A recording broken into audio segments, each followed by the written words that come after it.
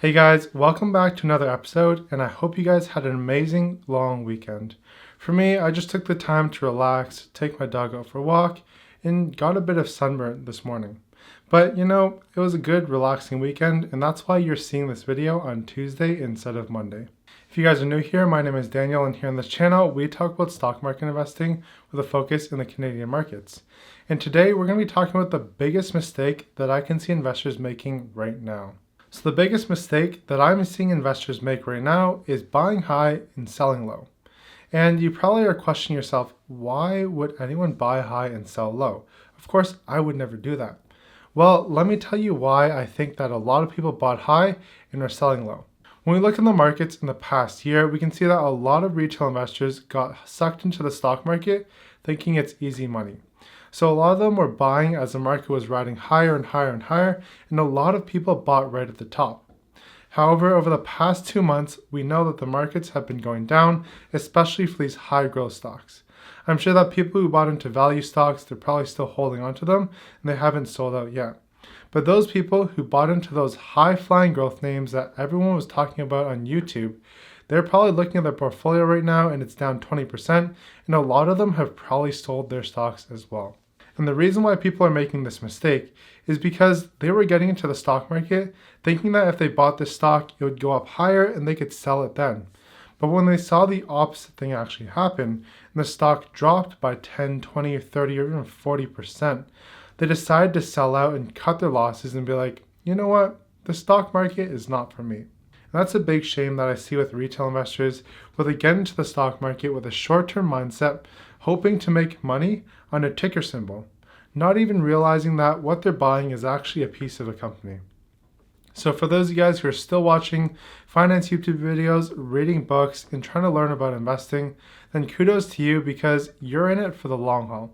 But those people who are in it just to ride the wave up, hoping for a 2x, 3x, or even 10x gain on their money and didn't see that, they're the ones who are losing out right now. And although people bought into these names that had a lot of promise to them, and possibly they still do in the future, it's just the fact that the market doesn't always get the price right. So when the high-flying growth names were going up in price, then no doubt in my mind, these companies were overvalued. However, compared to the future 5, 10, 20 years down the road, they're probably undervalued if they're going to be sticking around for that long. You could look back at the dot-com bubble when Amazon was trading around probably like $100 per share, and it was definitely like 20 or 30 times less than what it was today. People could have bought it at the peak of the dot-com bubble, saw Amazon shares drop like 60 to 80% and sold out then. However, those who bought at the peak and held on and continued to hold till now, they would have still been rewarded handsomely whether they bought at the top or at the bottom. So for those investors who bought into these high-flying growth names in this bull market that we just had and bought at the top, if they hold on to those stocks and have conviction of why this business will be greater in the future, then 10, 20 years down the road, it really doesn't matter if they bought then at the top or they bought right now as those stocks have come crashing down. And the first point I like to make right here is that if you're buying into stocks, you should really know what you're investing into. You're not just buying a ticker symbol or a lottery ticket, hoping that it'll go up in 10x a couple weeks from now. Rather, you should be looking at the business, understanding what they do, and where the long-term vision is and why they'll succeed. Of course, this is assuming that you guys have a long-term mindset and you're not day traders or swing traders. It's like when you're buying into a house or a retail investment property, you don't every day go to the market and try to assess the price to see if it's dropped or it's risen in price. In fact, you don't even check the price at all until you're looking to sell. At that point, you'll kind of get it appraised, and if you've held it for 5 to 10 years, most of the time, I would say 95% of the time, your house value has gone up. So with stocks, you don't exactly get that privilege of not looking at the price because every single day it's shoved in your face when you look at your portfolio or when you look at your stock app. You can see whether the stock has gone up or down, and that could obviously cause some emotional swings in how you view the company. I myself go through that every single day as well. However, I've built up the mental fortitude to be able to look beyond that and look beyond the 40% loss some of my stocks have and look at the company for what it is and possibly even continue to average down because I like the business for the long term. So I hope you guys can also do the same thing with those high conviction plays that you have. Even if they're down 50%, you got to realize if you have a high conviction about it and you understand where this business could be going in the next 5 to 10 years, then maybe you want to consider dollar cost averaging in. Of course, you should manage your risk and not just go all in on a single stock unless you're willing to lose it all for that. I personally don't have the guts to do that, so therefore I diversify my portfolio to a certain degree. And the reason why we could see a stock double or triple and then all of a sudden crash 50% is because you got to realize there's a lot of different market participants. Not everyone has a long-term view. There are swing traders and day traders, and there are hedge funds out there who are buying and shorting stocks. All this activity essentially boils down to supply and demand. All these market participants either fall into the category of supplying the market with more of the stock or having a demand for the stock. And right now, it seems like there's a lot more supply than there is demand. And right now, the momentum for high growth stocks are generally on the downtrend. So momentum traders out there tend to trade on momentum. So if a stock is headed downwards, they're going to sell that stock or short that stock. And when a stock is rising upwards, they're going to buy that stock and hold. And obviously, they're looking for a short-term gain. So they're not going to be holding for 10, 20 years. Typically, these people hold for a matter of weeks or months or at most a year or so. But if you're a new person coming into the market, you obviously don't realize this, that there are different type of market participants. You might only think that there's long-term investors and maybe some day traders. But when you start to realize how many different types of market participants there are, you realize there's a huge pool of competition.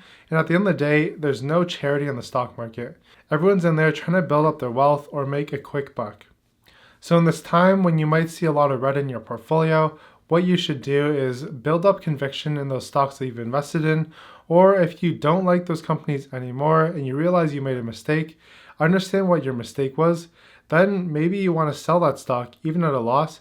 However, don't quit on investing. That's probably the worst thing that you could do. Give up on investing now, because once you made that first mistake, now that you've learned something new.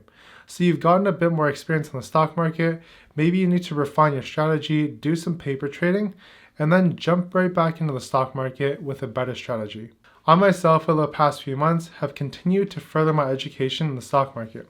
And one of the best places to go for information is books from those great investors that we know.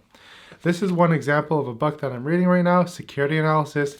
It's pretty thick, but it's got a wealth of knowledge and not many people are willing to go through that. So I truly believe the people who are willing to put in the time and the work are the ones who are going to end up succeeding in the stock market over the long run.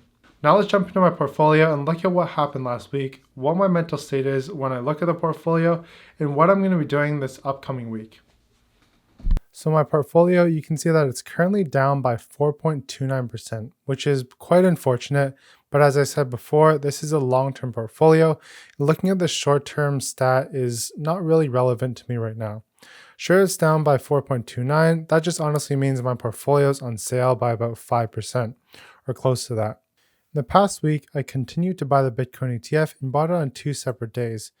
I bought 5 shares for $8.05 and another 5 for $7.70. I also bought some Algonquin Power Corps, 3 shares for $18.46. And lastly, I bought 1 share of Power Corp Canada for $38.14. If we go over to the total portfolio holdings and just sort this, we can see that currently the dividend yields, and you guys might notice in the sheet that I provided for you guys that's free, the dividend yields are not showing up right now. It looks like there's something wrong with Yahoo Finance where I can't actually scrape data from Yahoo Finance. I'm going to be looking for a new way to do this, so stay tuned as I update these spreadsheets. If we look at the total return and sort this from the best to the worst, we can see that Power Corp Canada has been on a roll this week. It's up by 2.2%, and in total, I'm up by about 15%. And I believe that there's still a bit more upside to Power Corp Canada. Looking at their net asset value, the last time I assessed them, it was about $40 per share. I think that I saw someone post it was about $46 actually, and that was maybe a couple weeks ago. Or one of the major pieces of news that Power Corp Canada had was that Wealthsimple raised another round of financing, boosting their valuation to about $5 billion, I think. I'll have to double check the number and I'll throw that up on the screen here. Wealthsimple has been doing very well, raising a lot of money recently and increasing their total market cap. In Power Corp Canada, they have about a 40 to 50% stake in Wealthsimple right now. So they own about almost half the company, if I recall correctly. That's one of the reasons why they're doing well. Another reason is because they're just trading under net asset value. Looking at the stocks that are doing the worst, of course, the Bitcoin ETF. If you guys have been following, Bitcoin took a huge tumble, but honestly, I'm not worried seeing this 33% down on this position. For you, maybe you've invested in Bitcoin and realize that your position has gone down significantly as well. But for me, this is a short-term play, and I don't believe that the bull market is over. I think we're just taking a bit of a breather here. And going down by 33% is common in all these crypto bull runs. So in fact, I probably will continue buying a bit more Bitcoin this week. I expect the prices will peak somewhere in September or October this year. And if prices get to about 70 or 80,000 Canadian, that's where I'll probably start trimming this position. Obviously, I think it could go a bit higher. However, I'm going to be taking a bit of risk and taking some profits a little bit earlier, just as a way to reduce risk on this position. Two other stocks that are down fairly significantly from when I started this portfolio are Enghouse and Well Technologies, and surprisingly, Stella-Jones. So I actually want to talk about Stella-Jones today because if you guys haven't realized, house prices are going up like crazy. Wood is going up. It's gone up like 5x from last year, March. So a piece of lumber, let's say it cost $200 last year, it's going to cost like $1,000 this year. And that's the reason why Stella-Jones has been on a tear over the past year. I think it went from around, if we just do a search right here. So we can see that Stella-Jones over the past year, it's gone up from $35 all the way to $47, which is a 40% gain. Now, the stock has done quite well. However, it has been trading flat since August. And I did look at some of the financials, looking at the income statement for Stella-Jones. We can see at the top here, they've been continuing to grow their revenue. So it's been growing for the past couple of years. And that's just because the housing booms that's been going on in Canada, this has helped propel that as well as in the States. Their gross profit margins have been staying fairly steady. Their operating income has had a slight uptrend. We can see from 10 years ago to today, you can see there's a general trend to the left here. So that's good to see for Stella-Jones. So for me, seeing this drop in the portfolio right now, where it's down by about 7%, I'm not too worried about it. I also see that it pays a dividend of 1.52%. So as the stock is down a bit, I'm still going to be collecting this dividend. I'll probably buy another share or so this week, just because it's gone down fairly significantly from my original cost per share. Another stock has tanked a bit more is Algonquin Power Corp. And again, this is a good long-term play in my opinion on renewable energies. So I'll probably continue averaging into Algonquin Power Corp. So this week, what I'm looking to buy is probably some Algonquin Power Corp, Stella-Jones, as well as some Bitcoin ETF. If I've got some leftover, I might add another share of Power Corp Canada, just because the stock is still trading under net asset value. So I hope you guys got a lot of value out of this video, maybe calming some fears that you have for those of you guys who are newer to the market. Don't worry, these market cycles happen again and again and again.